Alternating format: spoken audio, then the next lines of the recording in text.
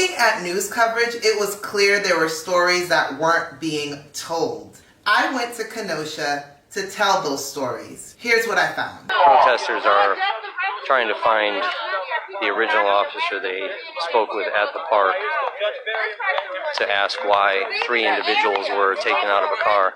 So we're like, send the commanding officer out here. We want to speak to whoever's in charge. Next thing you know, more police start showing up. So KPD is gearing up in some riot gear.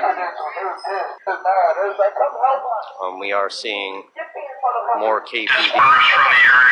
Mind you, our group hasn't gotten bigger. We like, what's going on? Like, why is y'all doing this? We just want to speak to the person in charge that told us that nobody would get arrested. Right. Normally in situations like this is where protesters start getting fired upon. So they said, go back over there by the park and we'll send Albright. He said he's coming over there. We can have a discussion somewhere else, but I need you to disperse from this area. We like, okay, all right, we'll get to y'all this time. We will be waiting though. We still gonna start making noise again because y'all played us. Their expectation is that this officer is going to come out and speak to them. Otherwise, they are going to march right back to that same spot. Oh, and in that moment, we was like, that tent shit, we finna put our tent up now. Yeah. We held up our end. We put the tent down. Right. Y'all didn't hold up y'all end. So that shit, we put our tent back up. Understand what's going on here. After the Jacob Blake assault, the governor of Wisconsin, Tony Evers, talked about protecting our First Amendment rights. We need to make sure that we protect the First Amendment rights of the peaceful protesters in Kenosha. This same message was echoed by top law enforcement officers. And we'll continue to assist local authorities in setting the conditions for people to exercise their First Amendment rights. The issues that I think are important for the community keep protesters who are peaceful protesters safe. So we have this unified message from leadership, but we kept hearing that peaceful protesters were being arrested and held for days. There was a number of arrests obviously throughout the week, and some people have been held, according to Joe Oscar, for 2+ days after being arrested for violating code. Can you explain why people held that long? And then we saw this.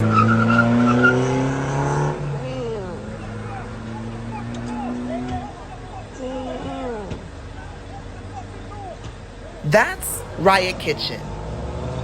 They claim that that car was part of a caravan that was in town trying to feed protesters. For all of that aggression and all of those spent resources, Riot Kitchen was charged with minor crimes like disorderly conduct for possessing helmets, gas masks, protective vests, illegal fireworks, and suspected controlled substances. In all fairness, the Kenosha police claim they were acting off of an anonymous tip. Let's get back to the story and stick with me here. I'm almost to my point. So Trevor finally shows up.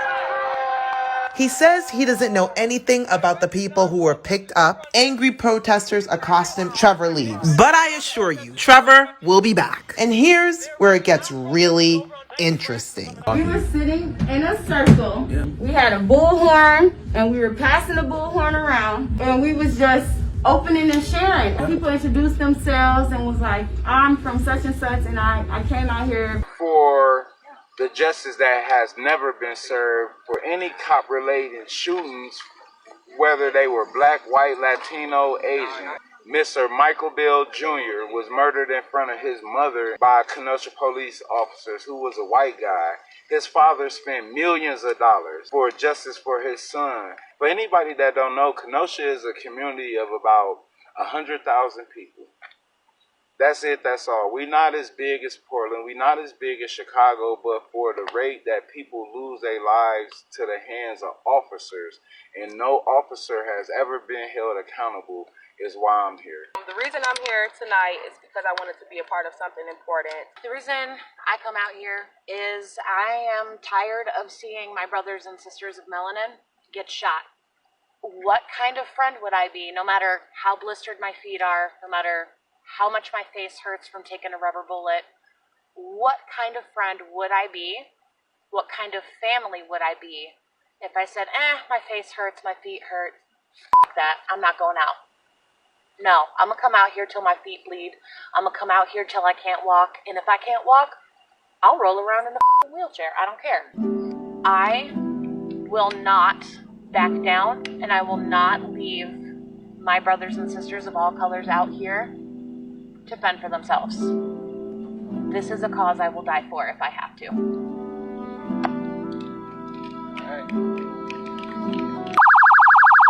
Here comes Trevor.